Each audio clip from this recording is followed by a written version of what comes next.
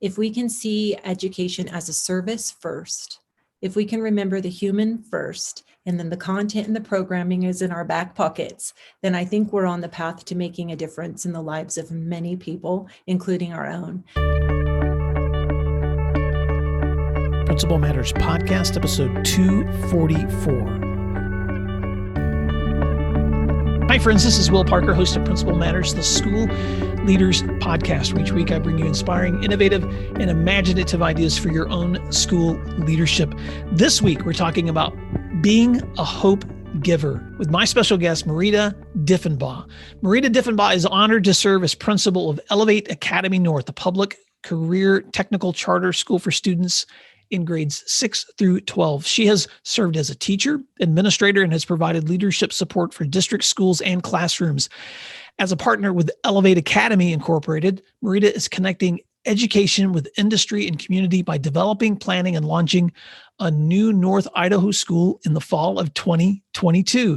Marita is dedicated to using her strengths and experiences to advocate for respect and opportunity for all learners. She's also the author of a new book, and she believes that hope is a prerequisite for learning and looks for ways to help others see their value, is expressed in her recently published book, Learner: Finding the True, Good, and Beautiful in Education. Her book is for hope givers who thrive when helping others develop their full potential. Marita Diffenbaugh, welcome to Principal Matters Podcast. Can you please fill in the gaps on that intro? And why don't you tell listeners something else that they may be surprised to know about you? Thank you so much, Will, for having me here. And absolutely, I'm happy to share about a little bit of my journey. Something that may surprise listeners is that I did not complete high school, and I am actually getting ready to, launch a brand new high school. And, experience has been my teacher, as well as filling in a lot of the gaps through a variety of educational resources and college and collaboration. But part of my story and why this book and my work is so important to me is helping students find hope, especially those students who may have found themselves on a path that has taken them down a road of not being successful at that moment.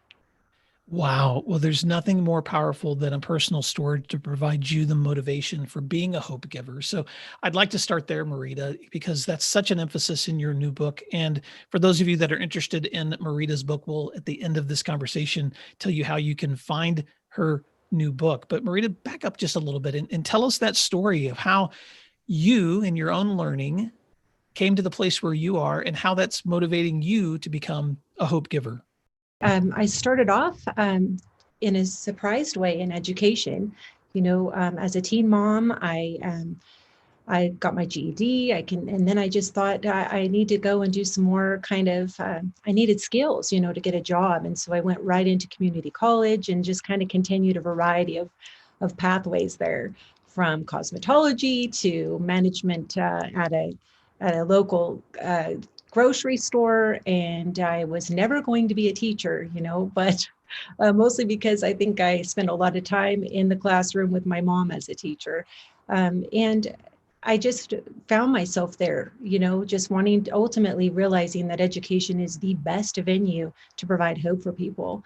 And it is the best place to help students find their value and connect them with things that they can contribute in this world, things that matter to them, and in ways that they can be a contributor and be successful themselves.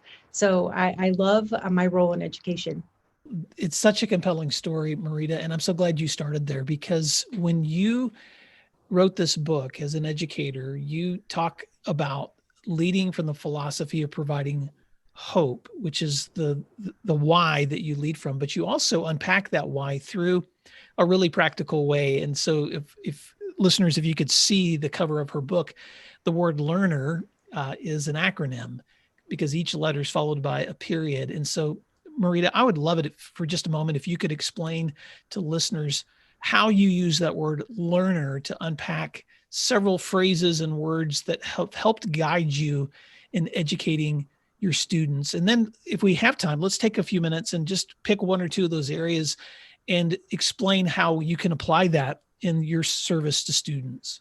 With being an educator, have it be that you are a teacher, a paraprofessional, a principal, a superintendent, sometimes it's really difficult to go home at night and feel like you have met the mark, that you have made the success you hope to make. Sometimes it's difficult with the current way that we measure success in education. So from experience, I came up with this acronym LEARNER. And I feel that if a teacher or administrator is using the acronym LEARNER, and if a learner themselves, a student is using the same acronym, then success is there. Success will happen because ultimately learning will be happening.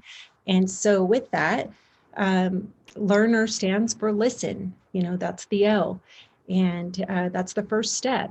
Welcome. Who are you? What are you interested in? We're listening for readiness. We're listening for relevance, and we're listening for ways that students can contribute. And that leads us right into empower. And when we think about empower, it's what's our vibe? What's our vibe at our school? What's our vibe in our district? Is there two-way communication and actionable feedback and responsive feedback available? And do people belong? All the people belong. What part does everyone realize that when they are missing and they don't come to school, they don't come to work, that it matters that they were missed? So that's the E for empower.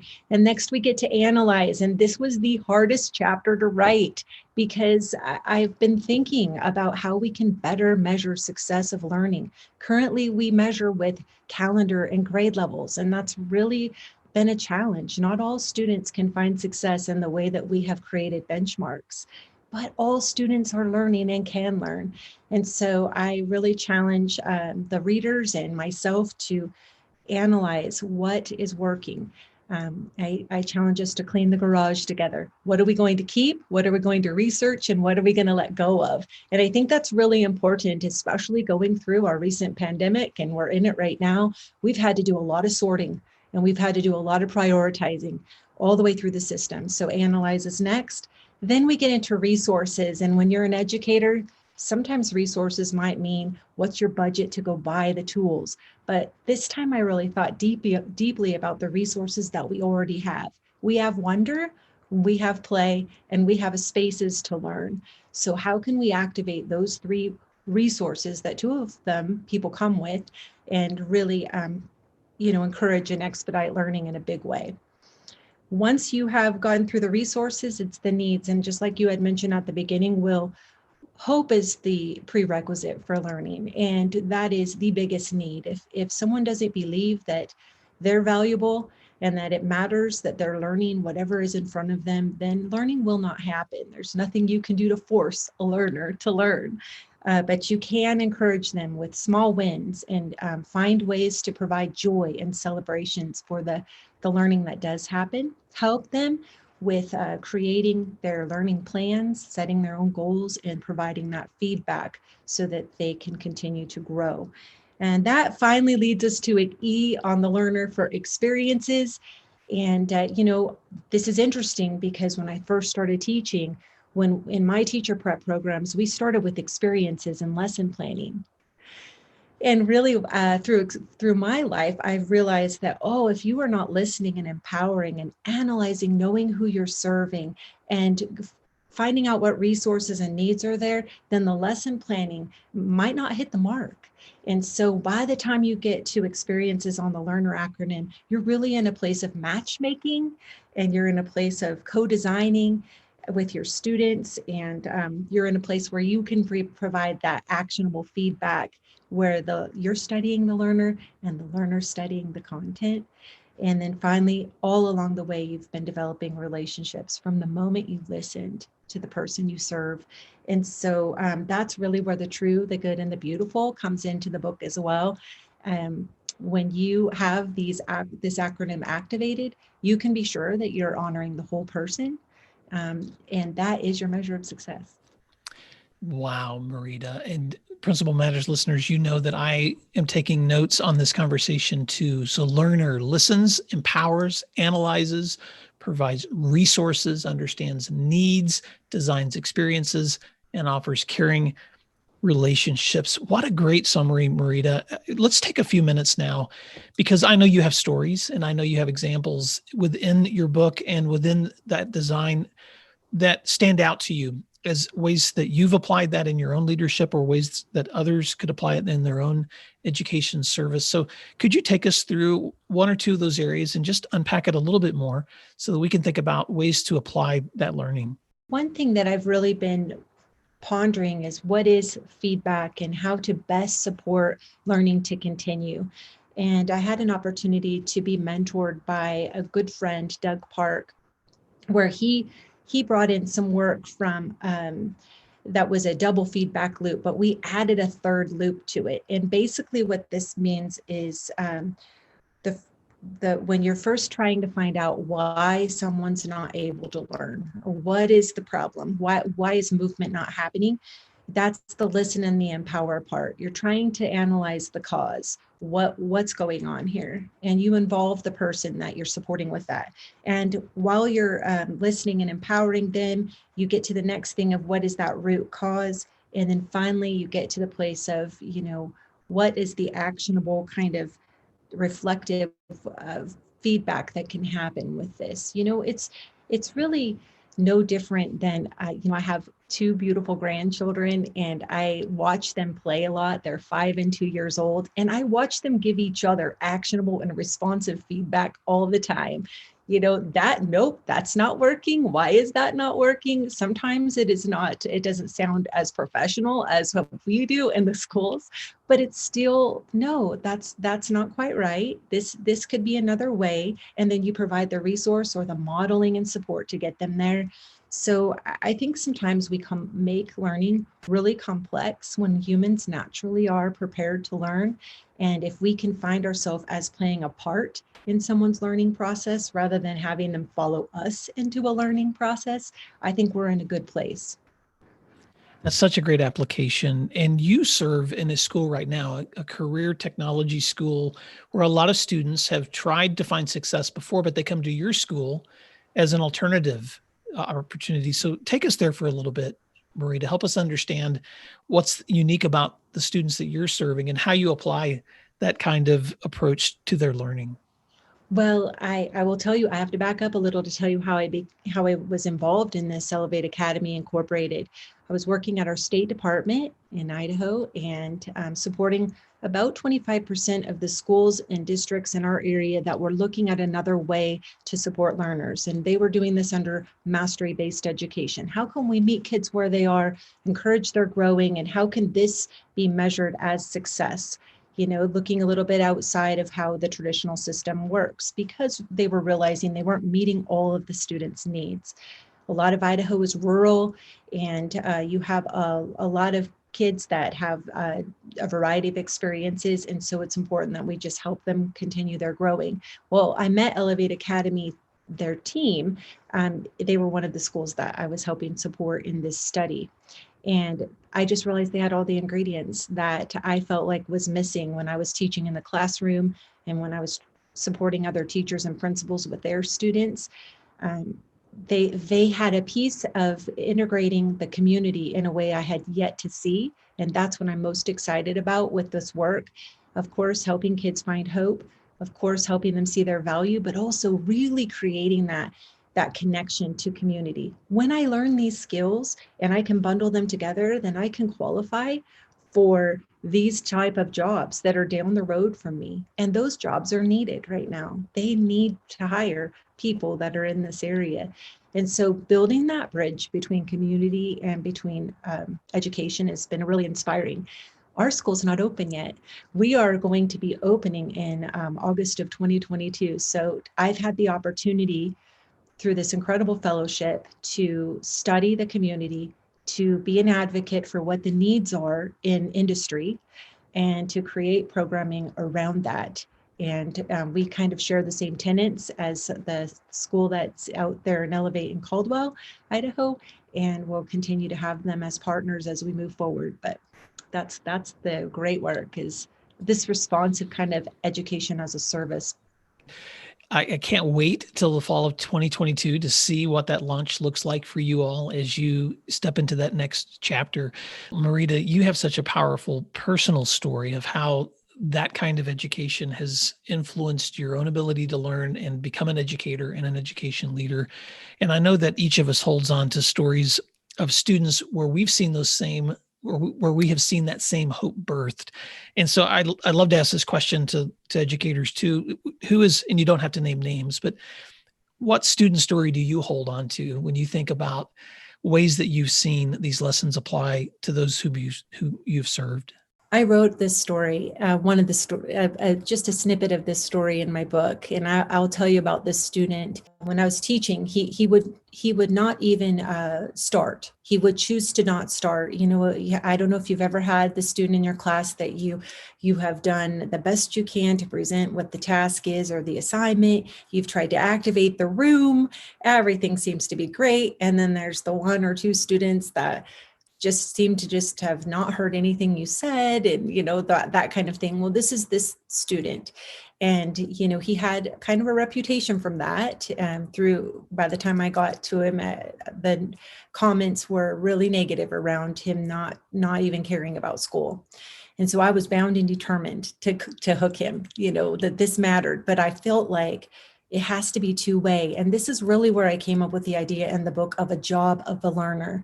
Like this student, he needed to have the opportunity to do something. Like he needed to see that he had a job to do. Something wasn't just being done to him. And so the deal was he needed to write his name on the paper before I would ever help him with anything. That was my deal. We made a deal about it in a calm time, not when he was in a time of frustration. And I held him to it. I held him to it. And he eventually came around. It took 4 or 5 months before that habit of just learned helplessness, or I don't know, just a lack of feeling safe to try. That habit was broken, and he would start something. And I really learned that he was really not, he didn't feel safe to learn. He didn't feel safe to make mistakes. There are a lot of reasons why he didn't feel safe to learn and make mistakes, but I needed to help him see that it was okay for him to try something, and it was okay for us to edit and revise. And so I tell this story about how we had this fun run that we did, and the teachers would do a run. And one day I said, I would do the mile run with all my colleagues, right? And the kids all root on their teachers, but I wasn't feeling good that day. And I almost did not want to do it. But I look at this kid and I think, I have got to go run that race. And I put my shoes on and I went out to run. And, I started really feeling bad about half a mile in. And I felt this little hand on my arm, and it was him. And he's like, you can do this, Mrs. D. You've got this. You've got this. And he's just running out. I am now emotionally crying, trying to hold back the tears and run, because I, first of all, don't feel good. I don't want to run this race. And here's this kid. I have to do it. I have to do this for him. So I just keep running, and he's running right with me.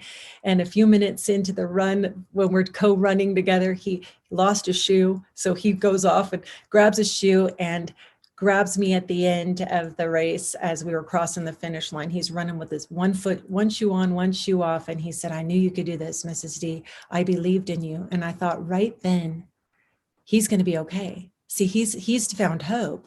Not only has he found hope for himself, but he's helped bring hope to somebody else. And to me, there's nothing more powerful. I mean, the content can change. This was a silly running race, right? But it could be something really complex. And it was a powerful moment. That is such a powerful moment. Principal Matters listeners, you're probably pausing with me right now, so you can wipe a few tears away. Marita, what a great story. And what I love about that is the time that you took to invest in understanding your student, finding a unique way to communicate so that he could initiate, I want to learn. And that takes time. That there's no magic there. And it doesn't always work. Every student doesn't have the same trigger. Every student doesn't have the same solution, but you took the time to understand that student long enough that obviously he connected your caring to his learning. And then then flip the tables. When you needed him, he was there for you. And I love that story. And I know that all of us who've been in education can think back to those experiences that we had. You're bringing back a memory to me of one time I was in an office with a student who I had as an assistant principal in my office for a disciplinary reason. But we had built trust. So we were talking about this situation he was involved in. And out of nowhere, there was this banging on the window outside my office. And there was this really large man that was standing there banging and motioning. So I got up and left the office, and it was a father of another kid who had gotten a call, and he was upset, and you could tell he was visibly upset. And this guy towered over me by probably 2 feet. And I was able to quiet the situation, resolve his concerns, remind him that I have a student in my office. And I'll call you back later. Stepped back in my office, and the boy that I was just in there assigning discipline to was on his feet, standing by my door, and he's like, "Mr. Parker, are you okay? Because I was ready. I was ready to come out there any moment, and I was ready to protect you at any moment." And I just started laughing because I realized that, one, I wasn't unsafe, but two, that relationship with him was not just about the discipline that was happening in my office. It was about all of the other conversations we had ever had before then, and all the ones that we would have after that, because it's not just, I'm an educator, he's a student. It's, I'm a person, he's a person, I'm a human, he's a human. And I love how you wrap that up in your story. You've instilled hope in someone who now gave hope to you. And I think that we can see that cycle over and over again as we work with students. Well, Principal Matters listeners, I just want to encourage you to check out Marita's new book, Learner, Finding the True, Good, and Beautiful in Education. And Marita, you may have some additional thoughts to add to that conversation we just have, but I always like to wrap up by asking you for any closing thoughts that you might have for listeners. And then how can they stay connected with you?